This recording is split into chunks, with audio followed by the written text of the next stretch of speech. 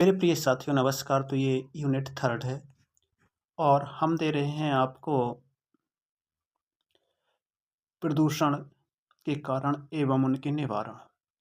इसका पहला प्रश्न है, निम्नलिखित में से कौन सा जल प्रदूषण का प्रमुख स्रोत है? तो इसका है बी आंसर, औद्योगिक अपशिष्ट, क्योंकि ये जो कचरा है जल में फेंका जाता है। प्रश्न क्रमांक 2, घरेलू सीवेज किस प्रकार का प्रदूषण उत्पन्न करता है? तो घरेलू सीवेज क्या होता है? गंदा जल होता है, तो ये जल प्रदूषण ही उत्पन्न करेगा। निम्नलिखित में से कौन सा जल प्रदूषण का स्रोत नहीं है? तो जंगल में जो आग लगता है वो जल प्रदूषण का स्रोत नहीं है। चौथा प्रश्न है, जल प्रदूषण का प्रमुख कारण क्या है? तो इसका आंसर है कृषि गतिविधियां, क्योंकि इसमें हम पेस्टिसाइड छिड़कते हैं, दवा छिड़कते हैं, तो इससे सबसे ज़्यादा बारिश होती है, उससे जल का रिसाव होकर के जमीन में चला जाता है इसका पानी।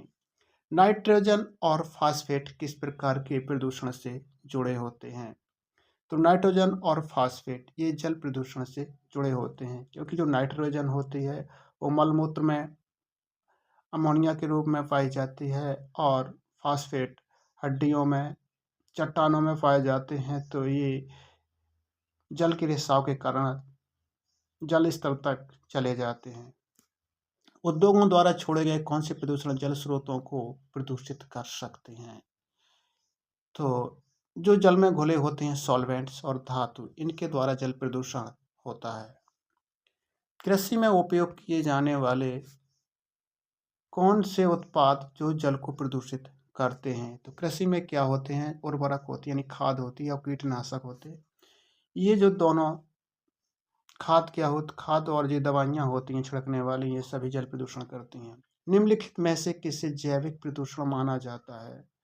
तो जीव प्रदूषण, यानी कि बैक्टीरिया वायरस जो जल में पाए जाते हैं, उससे जैव प्रदूषण फैलता है, तो इसका है बैक्टीरिया। जल प्रदूषण से कौन सी बीमारी फैल सकती है? तो जल प्रदूषण से आपकी टाइफाइड बीमारी फैलती है, क्योंकि जो टाइफाइड होती है आंतों में सूजन आ जाती है, तो ये खाना पानी से ही तो होता है। किस प्रदूषण से जल में रोगाणुओं की संख्या बढ़ जाती है? तो ये जो घरेलू सीवेज होता है, मलमूत्र होता है, उससे ये रोगाणुओं की संख्या, बैक्टीरिया वायरसों की संख्या जल में बढ़ जाती है। नीचे दिए गए कौन सा जल में घुलनशील प्रदूषक है? तो ये नाइट्रेट है जो जल में घुलनशील प्रदूषक है। विलवणीकरण प्रक्रिया किस प्रदूषक को दूर करने के लिए उपयोगी होती है? तो लवणीकरण लवण को अलग करेगी और किसको करेगी? तो इसका होता है खनिज लवण। पीएच मान में परिवर्तन किस प्रकार के जल प्रदूषण को दर्शाता है? तो ये रासायनिक को दर्शाता है। नीचे दिए गए में कौन सा प्रदूषक जल में घुलित ऑक्सीजन स्तर को कम कर सकता है? है फास्फेट। अम्ल वर्षा का जो प्रमुख कारण क्या है? तो अम्ल वर्षा के नाइट्रोजन के ऑक्साइड और सल्फर के ऑक्साइड, ये अम्ल वर्षा करते हैं। सीसा प्रदूषण का मुख्य स्रोत क्या है? तो यह वाहनों का धुआं, क्योंकि जो तेल में है लेड मिला होता है और वो वायु प्रदूषण करता है। नीचे दिए गए में से कौन सा यौगिक जल प्रदूषण में जैविक प्रदूषक माना जाता है? तो इसमें जैविक प्रदूषण पूछा गया है, तो इसमें बैक्टीरिया और वायरस आ जाते हैं, रोगाणु आ जाते हैं। कौन सा प्रदूषक रासायनिक प्रदूषक जल में ऑक्सीजन की डिमांड को बढ़ाता है?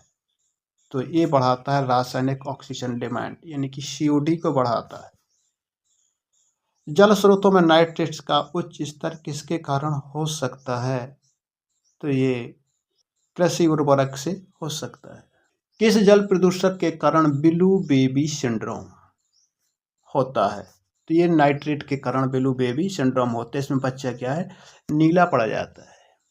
पानी में अत्यधिक फास्फेट की उपस्थिति किस प्रक्रिया को प्रोत्साहित करती है? तो ये श्रावण को।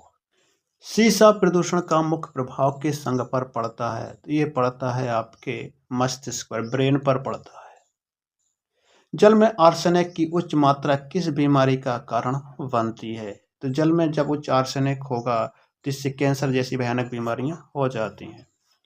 मरकरी या पारा प्रदूषण का सबसे बड़ा प्रभाव किस पर पड़ता है? तो इस पर नर्वस सिस्टम पर, क्योंकि जो मस्तिष्क से नर्वस सिस्टम ही तो लगा है। निम्नलिखित में से कौन सा जल प्रदूषक पादप जीवन को प्रभावित करता है? तो ये सभी करते हैं, क्लोरीन भी, नाइट्रोजन भी, फास्फोरस भी, ये सभी। कौन सा जल प्रदूषक ऑक्सीजन की कमी का कारण बनता है, जिससे जल के जीवों की मृत्यु, यानी कि मछलियां मरने लगती हैं, जल में जो जीव रहते हैं वो मरने लगते हैं? तो ये है बायोडिग्रेडेबल वेस्ट, या जो आसानी से नष्ट हो जाता है, वो कचरा जल में होता है, जिससे जल की ऑक्सीजन को ये लेने लगता है, और मछलियों के लिए ऑक्सीजन, जो जल में घुलत ऑक्सीजन होती है, वो जलीय जीवों को नहीं मिल पाती, जिससे उनकी मृत्यु हो जाती है। कौन सा प्रदूषक पानी में होने पर जल में रहने वाले जीवों में प्रजनन समस्याएं उत्पन्न कर सकता है? तो यह है पॉलीक्लोरिनेटेड बाइफेनाइल, यानी कि पी, सी और बी। पानी में कौन सा प्रदूषक बच्चों में सीखने की समस्याओं का कारण बन जाता है? तो ये मरकरी ही होती है, Hg, मरकरी, जिसे हम पारा बोलते हैं। जलीय पौधों में शैवाल की अत्यधिक वृद्धि का क्या कारण होता है? तो इसका है बी, पानी में ऑक्सीजन की कमी हो जाती है। जलाशयों में नाइट्रोजन और फास्फोरस की अत्यधिक मात्रा जमा होने की प्रक्रिया को क्या कहते हैं? तो इसका सी, यूट्रोफिकेशन कहते हैं। जलाशयों में, यानी कि जो तालाब है, नदी है, झील है, उसमें जब फास्फोरस या नाइट्रोजन की मात्रा अधिक हो जाती है, यूट्रिफिकेशन क्रिया कहते हैं। यूट्रिफिकेशन का मुख्य कारण क्या है? जिसका है पोषक तत्वों का ज़्यादा होना। यूट्रिफिकेशन का प्रभाव जल में किस जीव के विकास को बढ़ावा देता है? तो ये इस शैवाल को बढ़ावा देता है, जिससे मछलियां मर जाती हैं। निम्नलिखित में से कौन यूट्रिफिकेशन का प्रमुख स्रोत है? तो यूट्रिफिकेशन कृषि उर्वरक के कारण, यूट्रिफिकेशन के परिणाम स्वरूप क्या होता है? तो बी, ऑक्सीजन की कमी हो जाती है जल में, जिससे जीव जंतु मरने लगते हैं। यूट्रिफिकेशन के कारण कौन सी प्रक्रिया बढ़ती है? तो ये अपघटन बढ़ता है सबसे ज़्यादा। क्या होता है? अपघटन बढ़ता है जब यूट्रिफिकेशन जलाशयों में हो जाता है। यूट्रिफिकेशन के कारण कौन सा पर्यावरणीय मुद्दा उत्पन्न होता है? तो ये मृत क्षेत्र, यानी कि जीव जंतु मर जाते हैं। यूट्रिफिकेशन से संबंधित प्रमुख शैवाल कौन से हैं? तो बी, नीले हरे शैवाल, यानी blue green algae, blue green algae. Eutrophication को रोकने के लिए किस उपाय का उपयोग किया जाता है? तो हम उर्वरकों का नियंत्रण करते हैं, तो इसका उपाय हो जाता है, हम खादवाद ना डालें, रासायनिक खाद। यूट्रिफिकेशन का सबसे महत्वपूर्ण संकेत क्या है? तो जल का रंग बदल जाता है। तो यूट्रिफिकेशन का प्रभाव किस प्रकार के जलीय जीवन पर सबसे अधिक होता है? तो ये मछलियों पर सबसे ज़्यादा होता है। मिनीमाटा दुर्घटना के किस क्षेत्र में अधिकतम मामले दर्ज किए गए थे? तो बी, पेंट फैक्ट्री में। पेंट में क्योंकि सबसे ज़्यादा लेड मिलाया जाता है, जिससे चमक आ जाती है। मिनीमाटा दुर्घटना कब प्रारंभ हुई? तो ये हुई बी, 1960 में। मिनीमाटा दुर्घटना की जांच किसने की थी? तो ए, साइंटिस्टों ने, वैज्ञानिकों ने।